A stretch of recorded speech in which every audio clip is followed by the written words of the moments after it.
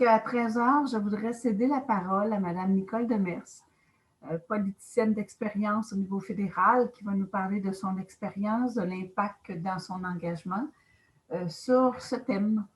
Madame Demers, la parole est à vous. Merci beaucoup. Bonjour, je suis contente d'être avec vous aujourd'hui. Merci de m'accueillir. Je n'ai pas l'aisance probablement de Marianne ou de Camille, mais je pense que c'est important le message que je veux vous livrer aujourd'hui en tant que politicienne et en tant aussi que femme qui a vécu un parcours très éclectique. Et comme Camille le disait tantôt, j'ai travaillé dans la restauration, dans l'hôtellerie. J'ai travaillé aussi au niveau de l'éducation. J'ai travaillé dans le communautaire et dans la coopération. Alors, ce sont tous des emplois dans lesquels je subissais bien souvent ces aléas du travail invisible parce qu'il n'était pas reconnu et on s'est battu beaucoup pour le faire reconnaître. Michel Chartrand disait souvent, quand tu t'occupes pas de politique, la politique va s'occuper de toi. Et puis, moi, je me suis toujours occupée de politique, mais je réalise que la plupart des gens ne sont pas intéressés par la politique. Je ne sais pas pourquoi, je ne comprends pas pourquoi, mais les gens se sentent loin des politiciens, les gens se sentent incompris, ne se sentent pas écoutés par les politiciens. Et ça, moi, ça me dérangeait beaucoup quand j'étais en politique. Si je suis allée en politique, c'était pour changer les choses. C'était pour façonner le monde de la façon que moi, je croyais qu'on devait le façonner pour que les choses soient mieux pour les êtres humains qui nous entourent. Et puis, je me suis rendu compte que c'est très difficile, sinon impossible, de changer les choses rapidement parce que les choses vont lentement. Mais s'il y a une chose que j'ai compris, c'est que quand on est politicien, pour respecter les gens qui nous ont élus, là, ça veut dire tous les gens qui nous ont élus et ceux qui ne nous ont pas élus également, ça veut dire qu'on les écoute et si j'avais cette écoute, quand Marielle Gilbert est venue me rencontrer pour me parler du travail invisible et m'a enjoint à faire tout en mon pouvoir pour pouvoir mettre de l'avant, déposer la motion M310 le 1er avril 2010 qui a été adoptée par la Chambre des communes. Si je ne l'avais pas écouté, si je n'avais pas été une politicienne qui venait du vrai monde, je pense qu'on serait passé à côté de quelque chose. Ça n'a pas donné beaucoup comme résultat. Je m'attendais à avoir une reconnaissance plus grande, plus visible, plus affirmée. Malheureusement, ça ne s'est pas produit. On a eu que la motion qui a été votée à l'unanimité par mes collègues, par mes confrères et consoeurs, mais il n'y a pas eu de suivi qui a été fait par la suite. Et puis, comme ça avait été l'une des principales positions de Beijing en 1995, je pensais vraiment qu'on allait avoir des résultats plus plausibles que ça.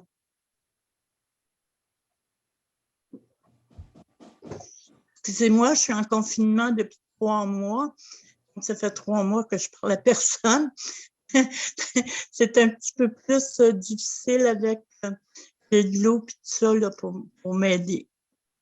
Ensuite, je voulais dire que c'est probablement aujourd'hui une occasion unique que l'on vit à cause de la pandémie.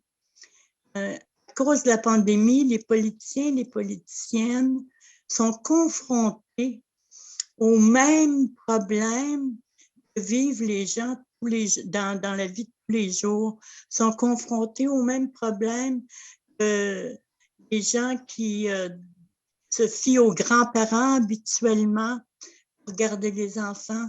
sont confrontés aux mêmes problèmes un parent malade, un parent isolé, un parent seul, un parent qui est en confinement et qui doit être soutenu, supporté, sont confrontés aux mêmes problèmes qu'une agricultrice ou un agriculteur qui, en plus de son travail, n'a pas de répit. Donc, le politicien, présentement, les mêmes vérités que les autres gens et je pense que maintenant, ils vont être plus réceptifs à la cause du travail invisible parce qu'ils vont avoir vécu aussi des problématiques qui vont leur faire comprendre à quel point le travail invisible, c'est quelque chose qui devrait être reconnu. Camille parlait tantôt du PIB, de l'effet que le travail invisible ne soit pas reconnu, que ça fait que c'est inclus dans le PIB.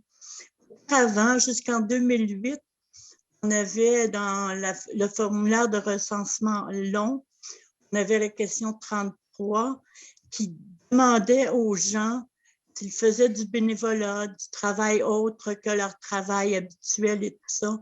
Et en comptabilisant le nombre d'heures qu'ils faisaient par semaine, en comptabilisant ces heures-là, on pouvait avoir un estimé de ce que ça représentait pour le PIB.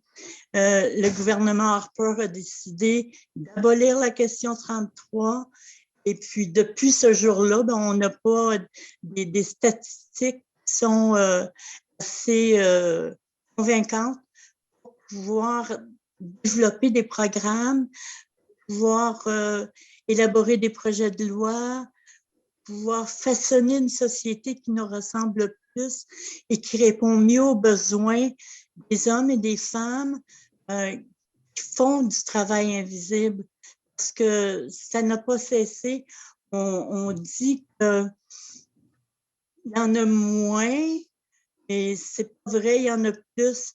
Et les personnes on se rend compte présentement, les organismes communautaires ont de la difficulté à survivre parce que les personnes qui faisaient le travail, qui permettent au gouvernement d'investir moins dans les différents programmes, qui permettent au gouvernement de faire moins d'actions pour subvenir aux besoins des personnes. Les personnes qui faisaient le travail bénévole, ce sont des personnes de mon âge, ce sont des personnes plus âgées qui ne peuvent pas contribuer comme elles le faisaient auparavant. Ce travail-là, c'était du travail invisible aussi. Le fait qu'elles ne puissent pas contribuer, ça veut dire que le gouvernement doit investir plus et on le voit présentement que le gouvernement doit investir plus, mais il investit au mauvais endroit bien souvent, plutôt que d'investir dans les services communautaires, plutôt que d'investir dans les endroits où ça fait vraiment une différence. Et puis, je pense que c'est un moment pour nous de vraiment solliciter, de vraiment aller rencontrer nos députés, les personnes qui nous représentent, de ne pas hésiter à les interpeller comme la FEAS le fait si bien. C'est très, très, très important et je pense que cette mobilisation-là, on peut obtenir présentement le soutien de personnes plus jeunes, de personnes qui ont le goût de s'investir parce qu'elles voient les résultats. Moi, j'ai mon petit-fils qui vient de temps en temps pour m'aider. J'ai mon frère qui vient m'aider. Si je n'avais pas ça, là, c'est comme ma vie serait vraiment très, très, très plate. Et puis, je pense qu'on doit utiliser tous les moyens qu'on a pour faire reconnaître le travail invisible. Que ce soit, oui, une journée nationale au Québec, une journée nationale au Canada, puis une journée internationale. Il faut qu'on profite du moment qui nous est offert, même si j'en ai plein à dire contre la COVID. Mais ça, je trouve que c'est un moment fort qui peut nous permettre justement de toucher des gens qui étaient insensibles au travail invisible, qui ne comprenaient pas ou qui ne voyaient pas l'importance du travail invisible. Je ne ferai pas une conférence de 20 minutes.